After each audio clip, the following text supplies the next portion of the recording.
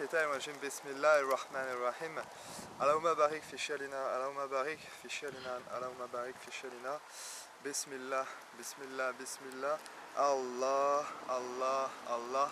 Voilà, donc j'ai décidé de témoigner de ma siyaha que je fais depuis avant-hier avec les autres fukara, avec une douzaine d'autres fukara de la tarika. Moi personnellement j'ai décidé de faire cette siyaha pour en tirer un fruit spirituel, pour en tirer des fruits spirituels. Tout d'abord on se retrouve en pleine nature. On ne sait pas que de la pleine nature, on peut aussi se retrouver en ville, on est passé aussi par des petites villes et tout ça. Et c'est le meilleur moyen d'être au contact avec le divin. Et ça pour plusieurs raisons.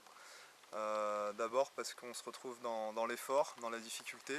Et c'est vrai que c'est pas en restant chez soi, derrière son ordinateur ou son PC qu'on peut ressentir ces choses-là. C'est le meilleur moyen aussi d'être en proximité avec le divin. C'est justement à travers cet effort qu'on va pouvoir goûter véritablement les différents noms divins qui vont se manifester à nous.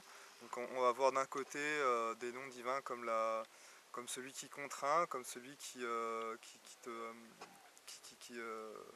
comme le Jamal par exemple, la difficulté, et c'est après être passé par ces épreuves qu'on va pouvoir goûter véritablement à ce qu'est la beauté divine, à ce qu'est Jamal, pardon, tout à l'heure je voulais dire Jalal, et c'est vraiment en goûtant au Jalal qu'on va pouvoir découvrir ce qu'est le Jalal, le Jamal, et pour ça il faut passer par la siyaya. C'est vraiment, on sent vraiment dans cette...